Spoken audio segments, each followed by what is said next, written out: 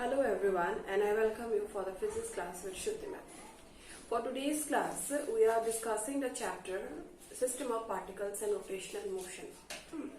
So in this particular chapter, we have learned about what is the center of mass in our last class, and we have done one or two numericals also based on center of mass. So for today's class, I will be dealing with the topics like angular velocity, angular acceleration and torque. Since this chapter is entirely of rotation, so we have to learn these topics. As already the topic angular velocity, angular acceleration we have learned in previous chapter. So that will be just a recap for you, and our main topic for today's class is the last term, that is the torque. So let's start with the angular velocity concept. So when I will start with angular velocity concept, we must know first what is a rigid body. What do you understand by a rigid body? Rigid body, if I say a rigid body, what does it mean? Rigid body means, suppose I take this one is a rigid body. Rigid body means in the sense that the particles that it is made up of, they are at fixed distance from one another. If we apply force also, the distance between the particles will not change. Such a body is known as a rigid body. So, in case of a rigid body, if the particle is rotating or the particle is moving, then what will happen? It will have, all the particles will have angular velocity, all the particles will have angular acceleration, and like that. So, let us consider this to be a rigid body.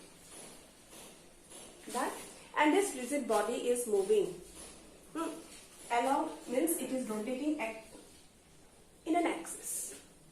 I can consider this to be the axis, and I assume that this is my body. Let me take this. What I will take this part, this one to be my body, and it is moving like this. So this is a motion. Or else you can consider this to be a body and it is moving like this. So that is also a rotation case. Now, if I say that this axis is not here, and if I say this axis is here, and the particles are rotating about this axis, all the particles. Let us consider a point P where we have a particle A. There is a particle whose mass is, let us assume, be m1, and it is at a distance r from the axis of rotation. So as it is moving, will it move like this? Yes, it will move in this anti-clockwise direction like this. So let us assume that the particles from A, it has traveled or reached position A dash in time t. So when it reached a position A dash in time t, it has made an angle here, theta. This theta is known as what? We have learned previously, angular displacement. We are talking about one particle here. Afterwards, what we will do? We will consider it to be the sum of the mass, entire mass will come. So then I can write from here angular velocity. Angular velocity, we know that it is represented by omega. It will be equals to d theta divided by dt. If I assume this angle to be not theta, if I assume it to be d theta. So this is my d theta. So I got the angular velocity to be d theta by dt. Hope it is okay. So angular velocity, if I want to compare it with the linear velocity, then what I will do, I will say that it has covered a displacement. What is a displacement? In time t, displacement will be what? If I talk about the linear displacement, you may ask me, ma'am, what is a linear displacement? Then linear displacement will be equals to a dash. It is a vector. It is a dash, linear displacement. So how can I write this? Linear. I have written linear displacement in that way. Already we have studied about linear displacement and all. So let us consider this linear displacement a dash to be dr. Then I can write dr equals to dr is equals to, from here, d theta cross r will come. This is theta. So if I differentiate this, I can write dr vector divided by dt is equals to d theta divided by dt in cross r.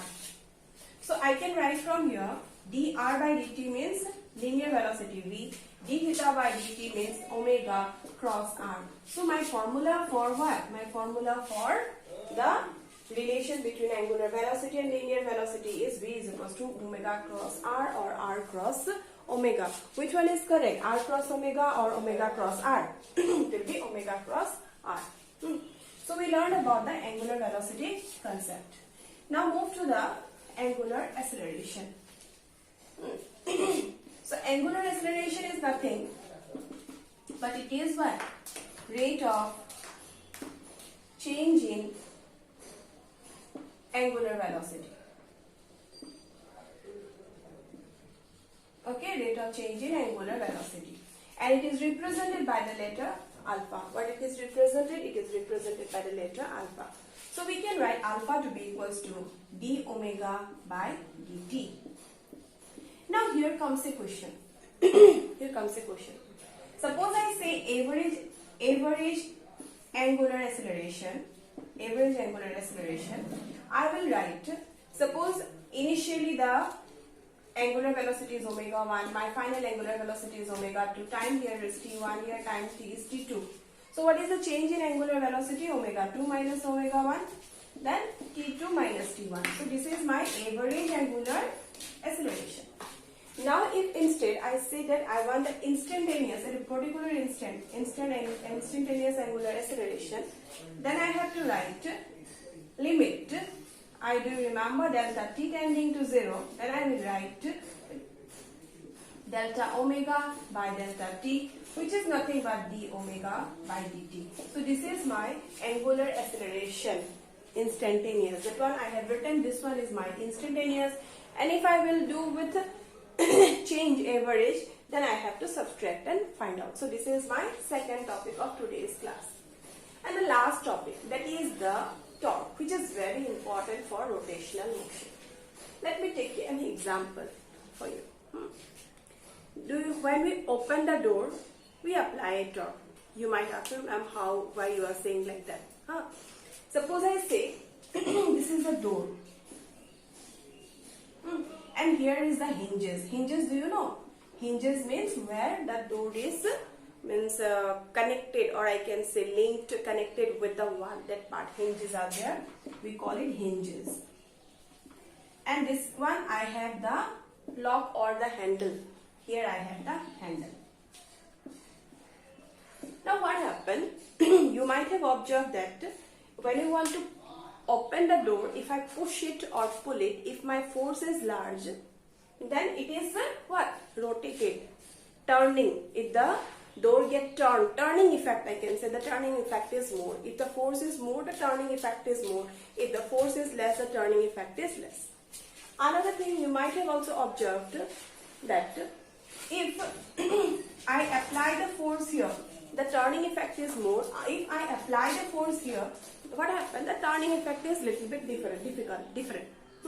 So what I can conclude that the turning effect, this turning effect is nothing but, we use the term in physics, the torque or moment of force. Another term is moment of force. That is the torque. So moment of force or the turning effect is depending on what factor? One factor is the force with which we are pushing or pulling it. Another factor I can say the distance from the hinges, from where it is connected. It is depending on the distance. If the distance is less, what happens? Turning effect is less. If the distance is more, the turning effect is more. So this comes in exam as a numerical question. Why the doors of the handles of the doors are kept far away from the hinges? What is the reason? So that the turning effect is more. That is, the torque is more. So that we can open the door easily. We don't need so much force. So we got a new term here, that is the torque.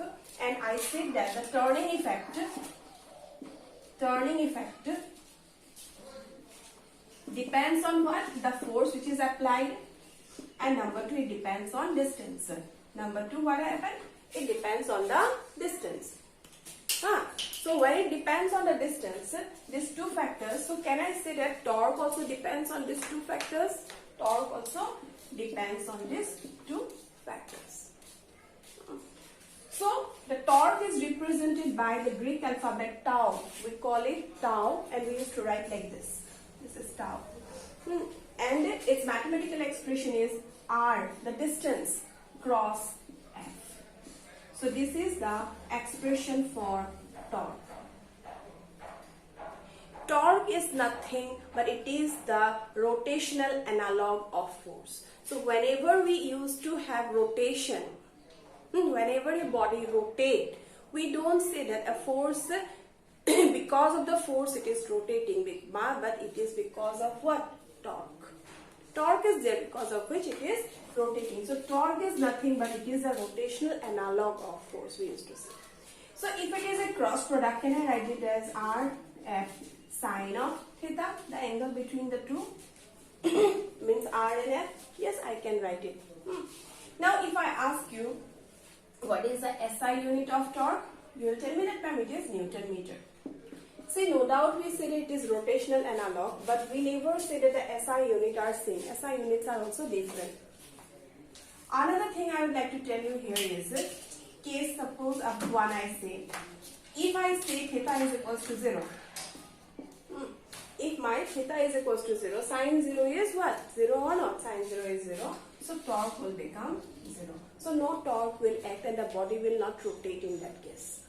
And if I say if theta is equals to 90 degrees, sine 90 is what? Maximum. If sine 90 is maximum, torque will be R into F. That is, the torque is maximum. This concept of torque is very important not only for class 11 but also for class 12 also. So we came to know about three terms today. One is the angular velocity, second one is the angular acceleration, and third one is the torque. I would like to tell you something here. I think you remember we have studied in the previous chapter motion in a plane. Actually there I have given you extra. These are equations of motion. This is extra I am giving you so that we can do numericals. We have written v is equals to u plus at. Another we have written s equals to ut plus half of at square. And another one we have written v square equals to u square plus twice as. These are for what? Linear motion. I am writing lm. Now if I talk about rotational motion, means rm, rotational motion, v is my final velocity omega. Initial velocity I will consider it to be omega naught. Plus alpha, a is alpha time. Then distance is now theta, u is omega naught time plus half of alpha theta square. Last one is omega square is equals to omega naught square plus twice alpha theta. So these formulas you must remember for doing the numericals. So whatever we have studied today, we studied about angular velocity definition and its relation with linear term. Then also we have studied the term like angular acceleration, what is the definition, how it is related to the linear acceleration. Lastly, we learned about the torque, which is what is the other name? The other name is the moment of a force. Okay, hope so you have understood the topic. Thank you. That's all for today's class and have a nice day ahead.